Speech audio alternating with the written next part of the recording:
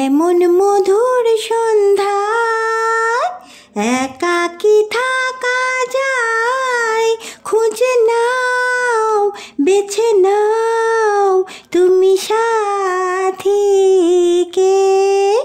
আলোতে আঁধারে প্রেমেরই খেলাতে মন যাকে চায়, আহারু আহারু আহামন আহামন মন যাকে চায়।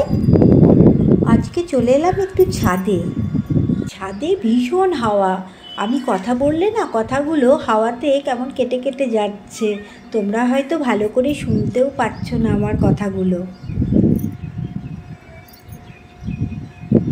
Good evening my all friends. তোমরা সকলে কেমন আছো? আশা করি তোমরা সকলে ভালো আছো। আমিও ভালো আছি। যত সুখ তত অসুখ, কথাটা যে কতটা সত্য সেটাই তোমাদের আজকে আমি বলবো। একটু আগেকার দিনের মানুষদের দেখবে, তাদের কিন্তু গ্যাস ছিল না। তারা উনুনে কত কষ্ট করে রান্না করতো, এমনকি কাঠের জালেও তারা রান্না করতো।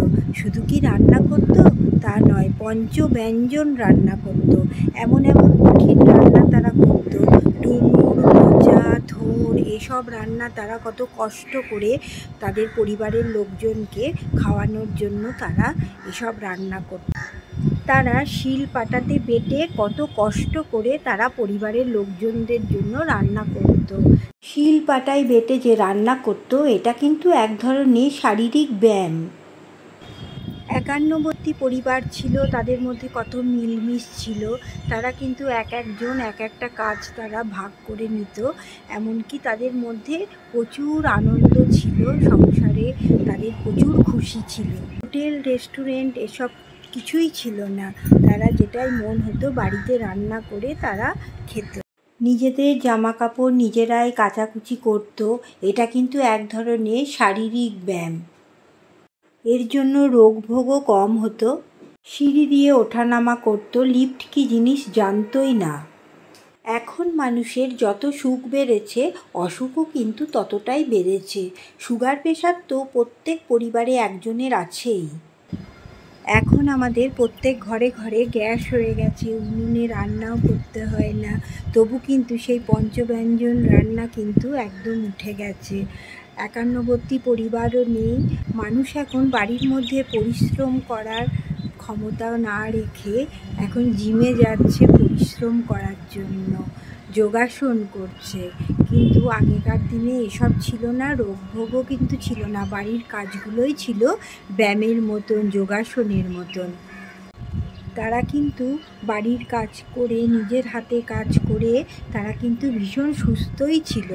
ছাদে এত হাওয়া, আমি যে কথা বলছি সেগুলো হাওয়াতে পুরো কেটে যাচ্ছে, কথা শোনা যাচ্ছে না। পুরো সাউথ সিটিটা দেখা যায়।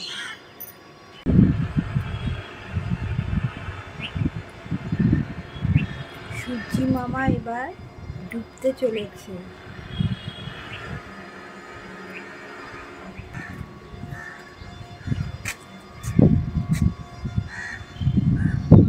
চলো বন্ধুরা, এবার সন্ধে লেগে যাচ্ছে, এবার ঘরে ফেরা যাক।